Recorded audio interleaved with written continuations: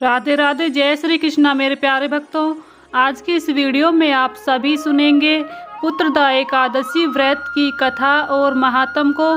तो भक्तों, आप सब वीडियो को एंड तक ज़रूर देखिएगा और वीडियो अच्छी लगे तो इसे लाइक करें। चैनल पर पहली बार आए हैं तो प्लीज़ हमारे चैनल को ज़रूर सब्सक्राइब करें और बेल आइकन को भी प्रेस कर लें, जिससे आप सभी को व्रत त्योहारों से जुड़ी हुई संपूर्ण जानकारी देखने को मिलेगी। भक्तों, पौष माह के शुक्ल पक्ष की एकादशी तिथि को पौष पुत्रदा एकादशी का व्रत रखा जाता है।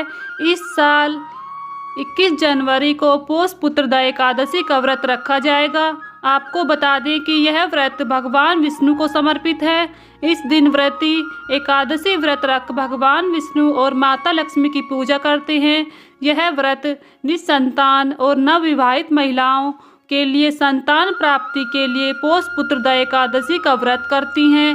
शास्त्रों में कहा गया है कि पौष माह के शुक्ल पक्ष की एकादशी का व्रत करने से व्रती को सुयोग संतान की प्राप्ति होती है। तो आइए भक्तों, बड़े ही प्रेम पूर्वक श्रद्धा पूर्वक पौष पुत्रदा एकादशी की व्रत कथा को सुनते हैं।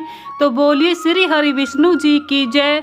महाराज युधिष्ठिर ने पूछा, हे भगवान, आपने सफला एकादशी का महात्म तो बता दिया है, अब आप कृपा करके यह बतलाइए कि पौष शुक्ल एकादशी का क्या नाम है, उसकी विधि क्या है और उसमें कौन से देवता का पूजन किया जाता है। भक्तवत्सल भगवान श्री कृष्ण बोले, हे राजन, इस एकादशी का नाम पुत्रदा एकादशी है। इसमें भी नारायण भगवान की पूजा की जाती है। इस चर और अचर संसार में पुत्रदा एकादशी के व्रत के समान दूसरा कोई व्रत नहीं है। इसके पुण्य से मनुष्य तपस्वी, विद्वान और लक्ष्मीवान होता है। इसकी मैं एक कथा तुमको सुनाता हूँ, ध्यान पूर्वक सुनो। भद्रावती नामक नगरी में सुकेतुमान नामक एक राजा राज्य करता था। उसके कोई पुत्र नहीं था। उसकी स्त्री का नाम शैव्य था। वह निसंतान होने के कारण सदैव चिंतित रहा करती थी। राजा के पितृ भी रो रो कर पिंड लिया करते थे और सोचा करते थे कि इसके बाद हमको कौन पिंड देगा। राजा को भाई, बांधव, धन, हाथी, घोड़े, राज्य और मंत्री, इन सब में से किसी से भी संतोष नहीं होता था। वह सदैव यही विचार करता था कि मेरे मरने के बाद मुझको कौन पिंडदान करेगा। बिना पुत्र के पितरों और देवताओं का ऋण मैं कैसे चुका सकूंगा।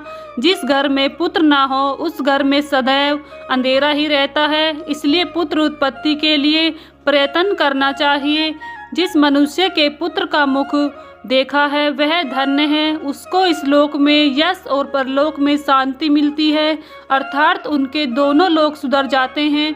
पूर्व जन्म के कर्म से ही इस जन्म में पुत्र, धन और आदि प्राप्त होते हैं। राजा इसी प्रकार रात दिन चिंता में लगा रहता था। एक समय तो राजा ने अपने शरीर को त्याग देने का निश्चय किया, परंतु आत्मघात को महान पाप समझकर उसने ऐसा नहीं किया। एक दिन राजा ऐसा ही विचार करता हुआ अपने घोड़े पर चढ़कर वन को चल दिया तथा पक्षियों और वृक्षों को देखने लगा। उसने देखा कि वन में मृग, व्याघ्र, सुअर, सिंह, बंदर, सर्प आदि सब भ्रमण कर रहे थे। हाथी अपने बच्चों और हथनियों के बीच घूम रहा था। वन के इस दृश्य को देखकर राजा सोच विचार में लग गया। इसी प्रकार आधा दिन बीत गया। वह सोचने लगा कि मैंने कई यज्ञ किए, ब्राह्मणों को स्वादिष्ट भोजन से तृप्त किया, फिर भी मुझको दुख प्राप्त हुआ क्यों। राजा प्यास के मारे अत्यंत दुखी हो गया और पानी की तलाश में इधर उधर फिरने लगा। थोड़ी दूर पर राजा ने एक सरोवर देखा। उस सरोवर में कमल खिले थे तथा सारस और हंस, मगरमच्छ आदि विहार कर रहे थे। उस सरोवर के चारों तरफ मुनियों के आश्रम बने हुए थे। उसी समय राजा के दाहिने अंग फड़कने लगे। राजा शुभ शकुन समझकर घोड़े से उतरकर मुनियों को दंडवत प्रणाम करके बैठ गया। राजा को देखकर मुनियों ने कहा, हे राजन, हम तुमसे अत्यंत प्रसन्न हैं। तुम्हारी क्या इच्छा है सो कहो।